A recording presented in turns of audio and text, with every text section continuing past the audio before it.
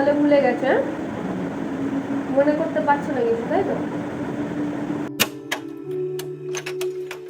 Hello বন্ধুরা, welcome to my channel besties diary. আশা করি সবাই খুব ভালো আছো, আমিও খুব ভালো আছি।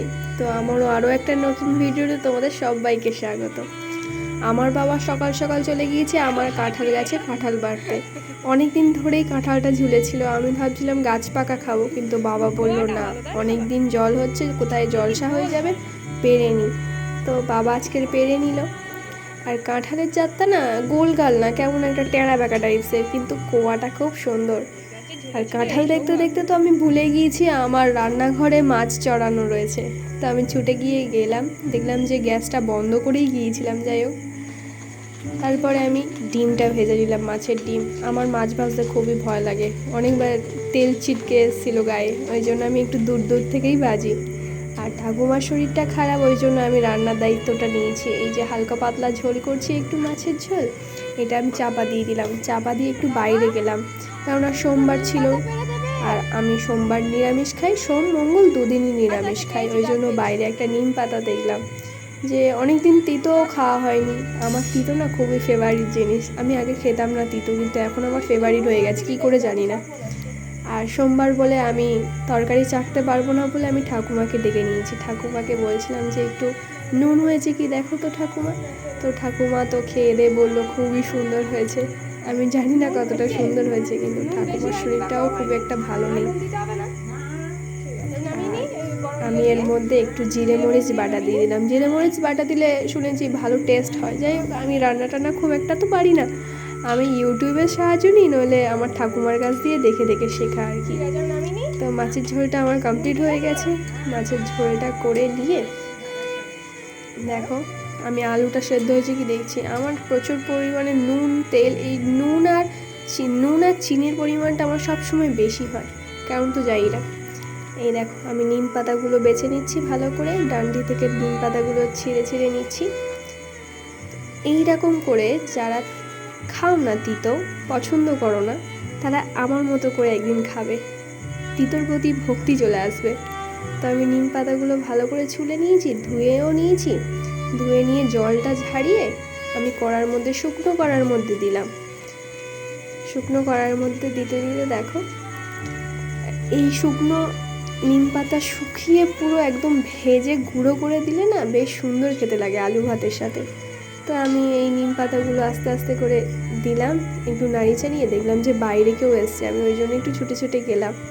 তো দেখলাম যে আমাদের পুরাতন বাড়ি থেকে আমার ঠাকুমাকে দেখতে এসছে একটা দিদা। তো আমার ঠাকুমা ওই বাড়িতে যায়নি অনেক দিন, আমাদের পুরাতন বাড়িতে জল চাকানোও ছিল, তখন যায়নি, ওই জন্য দেখতে এসছে ঠাকুমাটা যে আমার ঠাকুমা ঠিক আছে কিনা। তো যাই হোক, আমিও জিজ্ঞাসা করলাম যে ডোর কখন হবে, কটার সময় হবে, কোথায় হবে, এইসবই জিজ্ঞাসা করছিলাম। করতে করতে আমি আবারও চলে এলাম রান্নাঘরে। আমার এইদিকে নিম পাতাগুলো একটু চুঁয়ে চুঁয়ে এসছে, একদম পুরো কালো হয়ে গেছে। তখন আমি গ্যাসটা অফ করে দিয়ে কড়ার মধ্যেই নিম পাতাগুলো ভালো করে হাত দিয়ে গুঁড়ো গুঁড়ো করে নিচ্ছিলাম, একদম পুরো হালকা হালকা করে, হালকা হাতে গুঁড়ো করে নিতে হবে, এমন গুঁড়ো হয়ে যাবে। আর আমি যখন গুঁড়ো ভাজছিলাম, এই বয়মে তুলে রাখছিলাম, তখনই পাশের বাড়ি থেকে একটা কাকিমা আমাকে ডাক দিল, বলছে যে এই বৃষ্টি, তোদের বাড়িতে কিছু পুড়ে যাচ্ছে নাকি? আমি বললাম না না, আমাদের বাড়িতে নিম পাতা ভাজা হচ্ছে, সেটারই গন্ধ বেরোচ্ছে। তো খুবই হাসি পেয়েছিল কাকিমাটা যখন বলেছিল যে নিম পাতার গন্ধ পুরো একদম পোড়ার মতো গন্ধ লাগে। যাই হোক, আমার তো লাগছিল না একদমই পোড়ার মতো গন্ধ। তারপরে আমি আমার বাবার ভাত গুছিয়ে দিয়েছিলাম, আমার বাবা দোকানে বেরোবে, তো ভাজা মাছ দুটো দিলাম বাবাকে। ভাজা মাছ ভালোবাসে আমার বাবা, না খুব রাগ করে যে এত মাছ কেন দিস, এত মাছ কেন দিস, কিন্তু কি বলবো তো, যে খাটে না তাকে দিতে ভালো লাগে, মানে সে খেটে খুঁটে আনে আমাদের জন্য, সে খায় না। আমার বাবা না একদমই কিছু খেতে চায় না, ওই জন্য একটু জোর জবরদস্তি করে দিই, সে গাল খায়, মন্দ খায়, বকুনি দিক যাই দিক, খেয়ে নেবে, নষ্ট করবে না, কেনা জিনিস। তারপর আমি বাবার ভাতটা ভালো করে গুছিয়ে দিলাম, গুছিয়ে দিয়ে বাবা ওইদিকে স্নান করে নিয়েছে, আমি এইদিকে বাবার ব্যাগে ভাতটা গুছিয়ে দিলাম। বাবা তাড়াতাড়ি বেরিয়ে যায়, দোকানে তো যেতেই হবে, দোকানে না গেলে আমাদের তো খাওয়া হবে না।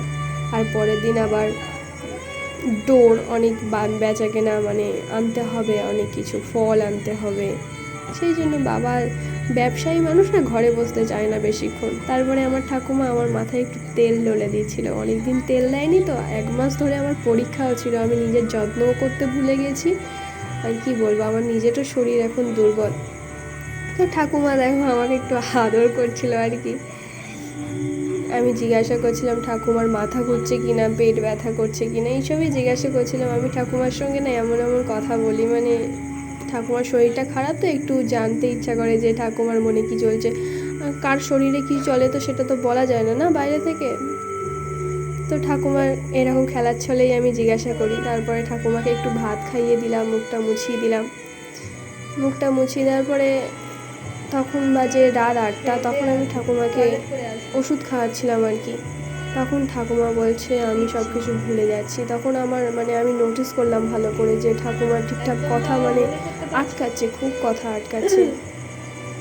নিজের নামটা মনে আছে? আমার খুব ভয় লাগছিল, আমি ঠাকুমার সামনে একটু বেশি দুর্বলতা দেখায়নি আমার দুর্বলতাটা, কিন্তু আমার প্রচণ্ড পরিমাণে ভয় করছিল যে এইরকম ভয়টা আমি ঠিক আমার ঠাকুমার আগে ব্রেন স্ট্রোক হয়েছিল, মিনি ব্রেন স্ট্রোক, তো ঠিক তেমনই সিমটমস দেখা দিচ্ছে। মানে আমার এই কারণেই খুব ভয় লাগছিল। তো আমি সেটা নিয়ে পিসিকে ফোন করে বললাম, তো পিসি বললো ভয় পাওয়ার কিছু নেই। তো এই তো ঘুমের ওষুধ খাওয়াচ্ছি, অনেক অনেক ওষুধ খেতে হয় ঠাকুমাকে, অনেক ওষুধ খেতে হয়। তো আমার প্রচণ্ড ভয় লাগে এমন কিছু হলে। তো সবাই আমার ঠাকুমার জন্য একটু প্রার্থনা করো যাতে মানুষটা খুব তাড়াতাড়ি সুস্থ হয়ে যায়, আবার আগের মতো কথাবার্তা বলতে পারে, ভালোভাবে চলতে পারে। তো ভিডিওটা ছিল এই পর্যন্তই। তোমরা ভালো লাগলে লাইক শেয়ার সাপোর্ট করে দিও। তো আজকের জন্য টাটা।